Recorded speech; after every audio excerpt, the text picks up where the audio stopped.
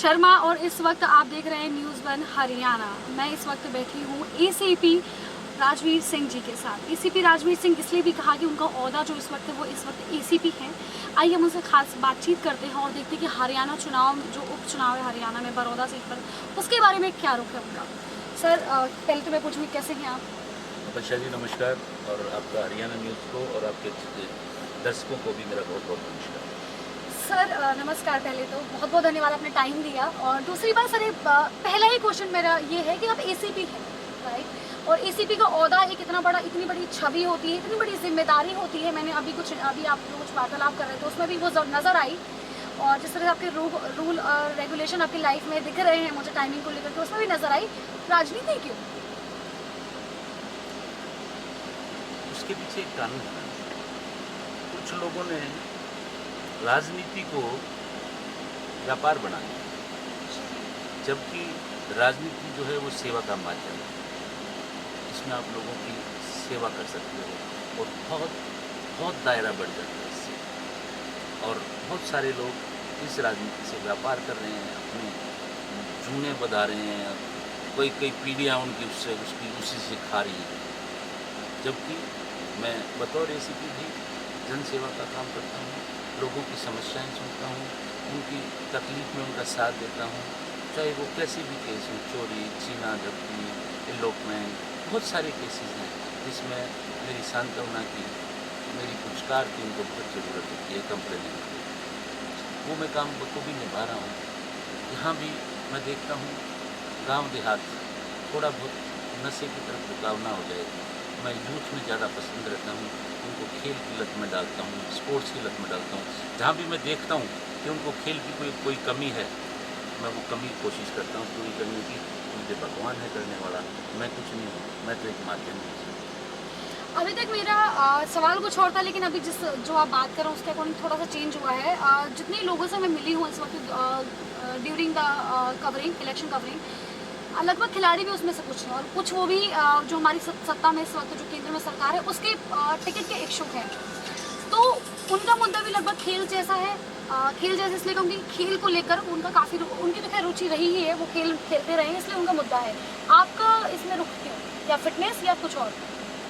Fitness भी, अपने आप को बिजी रखना भी, और प्रदेश के लिए, देश के लिए मेडल, नाम रोशन करेंगे, कितनी अच्छी बात है। दूसरी चीज़ मैं आपको बता दूं कि मैं पढ़ाई को भी उतनी इक्वली इम्पोर्टेंस देता हूँ। जो बच्चे नहीं पढ़ते हैं मैं उनको रिक्वेस्ट करता हूँ, उनको बुक्स देता हूँ जाके, उनको कहता हूँ कि वैसे इसकी तैयारी करो, इसमें ये नई चीज़ें आई। जैसे अब दिल्ली पुलिस कांस्टेबल का पेपर है, इस बार जो पेपर है वो SSC कंडक्ट कर रही है। मैंने बच्चों को जहाँ भी यूथ मिलता है मैं उनको एक ही बात बताता हूँ कि इसमें 3 चीज़ें हुई हैं। एक तो ड्राइविंग लाइसेंस की रिक्वायरमेंट रहेगी, दूसरा नेगेटिव मार्किंग इस बार से स्टार्टिंग है 0.25 की, अगर 4 सवाल गलत है तो 1 नंबर कट जाएगा।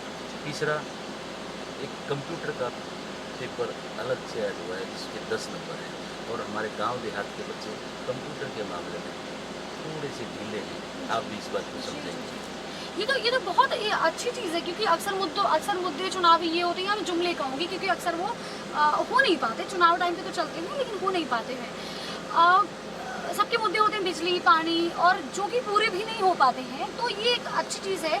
इसमें आपका ये रुख क्यों रहा, मतलब सिर्फ यही क्यों? बाकी सरकार या फिर जो सत्ता में सरकार है या विपक्ष में सरकार है या और भी बाकी जो सरकार के नेता हैं, उनके ये मुद्दे अक्सर नहीं होते हैं। मैं अपने बारे में बता सकता हूँ, मैं ओवरऑल डेवलपमेंट के बारे में सोचता हूँ। ये 2 पहलू मैंने वो बचाए, बच्चों की पढ़ाई का, बच्चों की हेल्थ का, एक्सरसाइज करने का। तीसरा पहलू है लोगों की जो सामूहिक समस्याएं हैं। मैंने आपके माध्यम से मैं बता दूं, मैंने 54 के 54 गाँवों का दौरा किया। मेरा टेस्ट है, मेरा शौक है लोगों से मिलना, उनके दुख सुख की बातें करना। और मेरा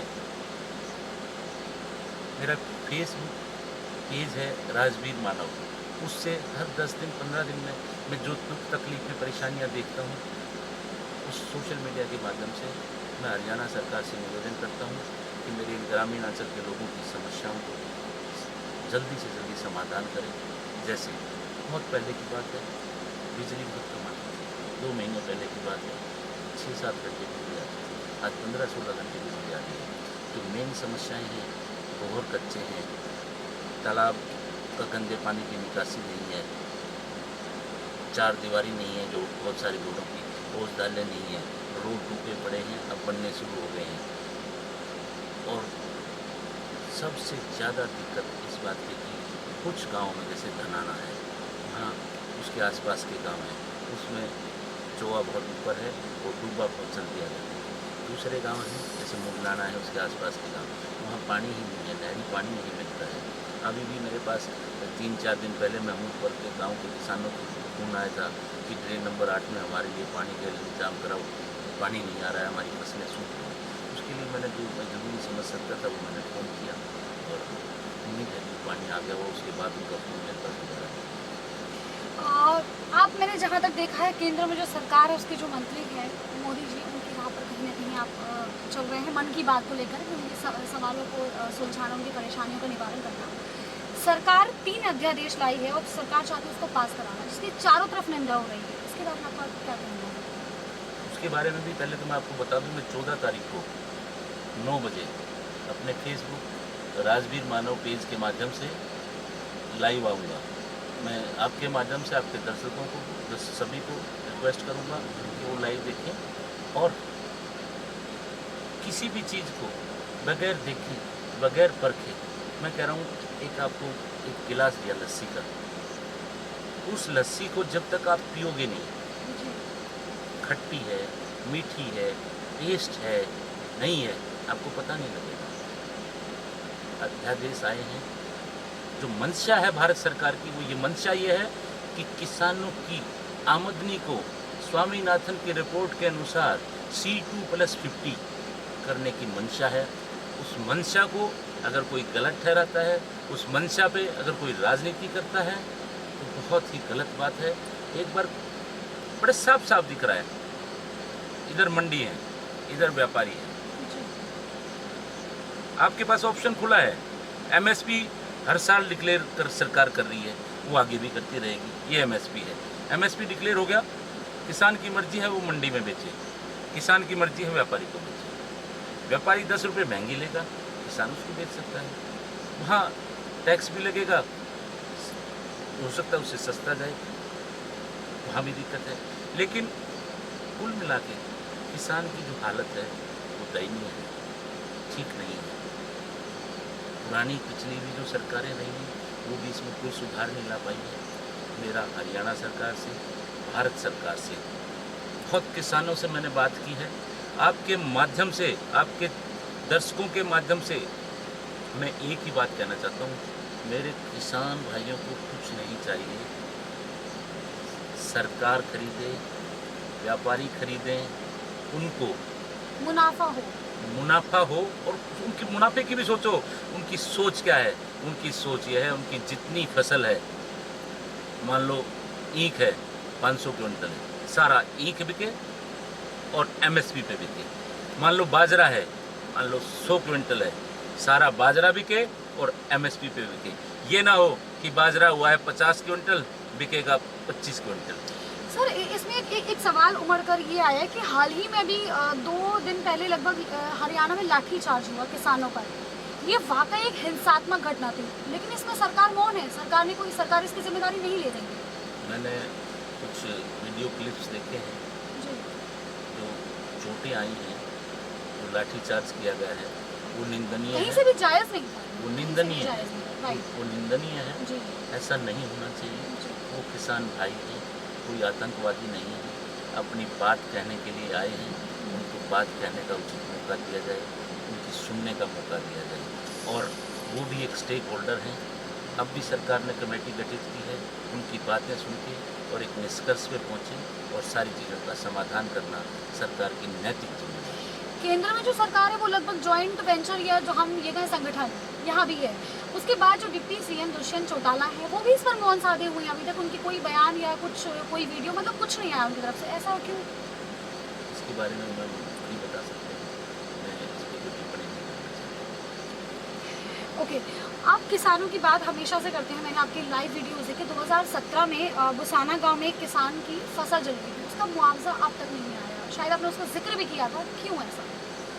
मैं आपको बता दूं, इसका जिक्र आप देखोगे मेरे राजवीर मानोगे फेसबुक दिल की बात के माध्यम से मैंने किया था। 2017 में रामनिवास पंडित जी हैं, उनकी और 3 और किसानों की गेहूं की फसल जल के राख हो गई थी, उसका मुआवजा मिलना बाकी है। मैंने एसडीएम साहब से पर्सनली मिल के बताया कि इन 4 किसानों का है, आप इन किसानों की मदद करें। रामनिवासी को भी मैंने बोला था कि आप उसमें मदद करें। मैं इसका फॉलोअप अभी नहीं ले पाया, 15 दिन हो गए कि उनका कुछ आगे बात बढ़ी नहीं बढ़ी, वरना हर 10 दिन में 12 दिन में पंडित रामनिवास जी मुझे फ़ोन कर लेते हैं। उनके पास मेरा नंबर है और मैं एक अपनी अच्छी आदत बताता हूँ, मैं अपना नंबर सबको देता हूँ, दुख तकलीफ में सबके काम में। जी। आपकी जिस तरह से आपका रुख है इस चुनाव में, या यूँ कहें कि इसके पहले भी मैंने आपको देखा है, तो उसमें कहीं ना कहीं ये दिख रहा है कि मोदी जी को कहीं ना कहीं आप हल्के फुल्के फॉलो करते दिख रहे हैं, थोड़े बहुत उनके नक्शे कदम पर। तो इस सत्ता में सरकार आप जानते हैं मोदी जी की है, बीजेपी की है। आप टिकट के इच्छुक भी बीजेपी की हैं, वैसे तो आपने कहा है कि किसी भी पार्टी से, लेकिन आप इच्छुक बीजेपी के जिस तरह उनकी राह पर चल रहे हैं। जो अध्यादेश 3 अध्यादेश लाई थी, वो सत्ता में जो सरकार है वो लाई थी, और आपने अभी 1 मिनट पहले एक बात और कही कि कोई भी ले, हमें उनको मुनाफा होना चाहिए। तो अगर आप इस सरकार से टिकट की मांग करते हैं, तो ये सवाल आता है कि उनके पक्ष में या विपक्ष, मतलब सरकार उनकी एजेंडा आपका क्या? सरकार भी यही चाहेगी कि किसानों का भला हो।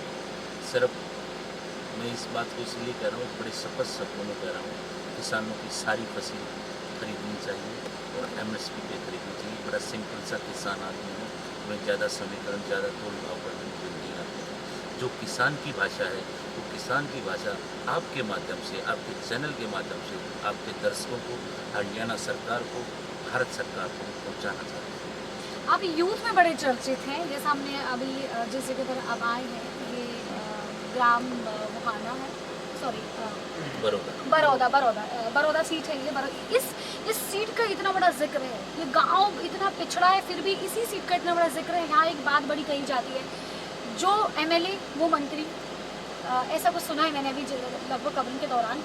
इसके बारे में कुछ कहना चाहेंगे? आप यूथ में बड़े चर्चित थे, आपने यहाँ पे मदद की बात की है, नेता आते हैं, जुमले पास करते हैं, चले जाते हैं। आपने यहाँ वादा किया कि आप करिए, हम पैसा देंगे, आपको एमएलए बने ना बने। क्या कहना चाहेंगे इस पर आप, जबकि पिछड़ा है ये? पिछड़े को तो आगे लेके जाना है, और यूथ की, लोगों की सेवा करना मेरा शौक है, और शौक की कोई कीमत नहीं। जी वाकई बहुत अच्छी बात कही है, शौक की कोई कीमत नहीं होती। आप आखिर में क्या कहना चाहेंगे? आपका एजेंडा लगभग आपने सारे एजेंडे तो क्लियर कर दिए, 2 शब्दों में आपका एजेंडा जानना चाहूँगी। एजेंडा ये है, ओवरऑल डेवलपमेंट हो, मूलभूत सुविधाएं हों, जैसे बिजली, पानी, हॉस्पिटल की सुविधा, एजुकेशन की सुविधा, रोड पक्के हों, साफ सुथरे हों, टूटे हुए ना हो, पीने का पानी मिले, नहरी सिंचाई पानी मिले, तो मेरा बड़ौदा जन्नत है।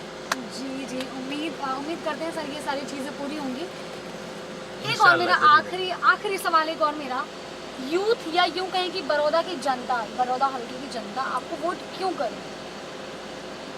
क्योंकि मैं उनका अच्छा हिता हूँ, मुझे प्यार करते हैं वो, मुझे चाहते हैं कि मैं उनके बीच में रहूँ। जी बहुत बहुत सर धन्यवाद, आपने टाइम निकाला Thank you. और आपने एजेंडा जो हमें क्लियर किया है, आप हमारे चैनल के माध्यम से लोगों को यकीनन उनको समझ आएगा, और उम्मीद है ऐसे विचारों को आप देखिए, सुनिए, और सर का पेज भी है, उस पर जाइए, कुछ समस्याएं हैं तो उसका समाधान मांगिए, क्योंकि आपको मिलेगा ज़रूर। नहीं मिलेगा तो आपको लिंक ज़रूर मिल जाएगा कि कैसे मिलेगा। इसी के साथ नमस्कार।